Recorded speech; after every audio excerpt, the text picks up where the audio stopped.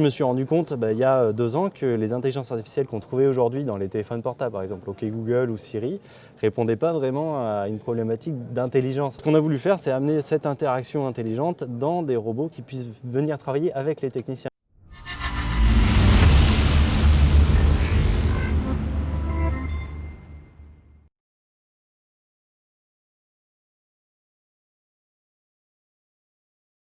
Sébastien Nissard, bonjour. Bonjour Alors Stéphane. vous avez inventé un projet, plus qu'un projet, de quoi s'agit-il en quelques mots?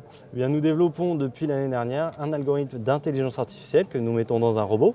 Et l'objectif, c'est de rendre ce robot adaptatif, plus intelligent, capable de venir aider des techniciens sur les lignes de production.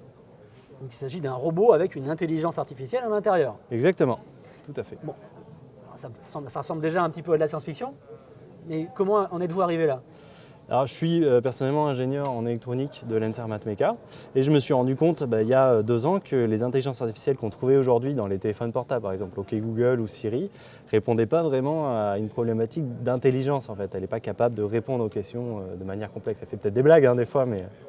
C'est vrai, bon, ceci dit, ça reste une interaction avec un écran. On ne Oui. parle pas de robot là, on Non, a, tout on à a un fait. écran. Et donc, ce qu'on a voulu faire, c'est amener cette interaction intelligente dans des robots qui puissent venir travailler avec les techniciens, en fait, venir en soutien physique pour les techniciens qui ont parfois des handicaps, des TMS sur les lignes de production. Donc dans la pratique, j'ai un robot avec moi avec un bras supplémentaire. En gros, c'est comme si j'en avais 3 au lieu de 2. Ouais, ça fait un et je lui troisième montre bras. quoi faire avec son 3e bras et puis il apprend Voilà, avec moi. il est équipé d'une caméra, il est équipé de notre intelligence artificielle. On va lui montrer avec le doigt, au fur et à mesure, qu'est-ce qu'il doit attraper, qu'est-ce qu'il doit prendre, ce qu'il doit faire. Et le robot apprend.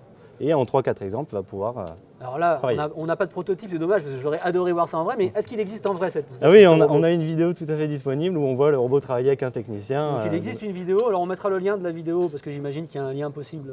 Oui, on peut tout à trouver fait, sur Internet. YouTube, directement.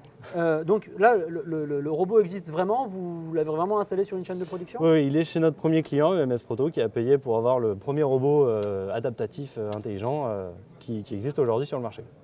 Alors de quoi avez-vous besoin? Qu'est-ce qui vous reste maintenant? Ça, c'était la première marche, qui est déjà énorme. Et quelle est la suite de l'aventure? Comment vous devez procéder et de quoi avez-vous besoin? On s'adresse là à tous les gens qui nous écoutent ou qui nous regardent. Mais maintenant qu'on a développé un premier prototype et qu'on a un premier client, ce qu'on va faire, c'est qu'on doit développer plus de gammes de robots, plus de robots différents avec un meilleur algorithme. Et c'est pour ça qu'on cherche d'ici la fin de l'année une levée de fonds de 200 000 € auprès de différents investisseurs qui viendraient nous accompagner, nous financer et aussi nous conseiller. Donc si vous êtes investisseur et que ce projet de robot avec intelligence artificielle vous parle, on voit bien qu'il y a un potentiel de malade derrière. Donc si vous avez cet argent et que vous investissez dans les entreprises, je pense qu'il faut contacter Sébastien. À quelle adresse? On a un site internet, cookengines.com, et le lien YouTube est accessible. Merci, à très bientôt. Merci. Sur Inventif.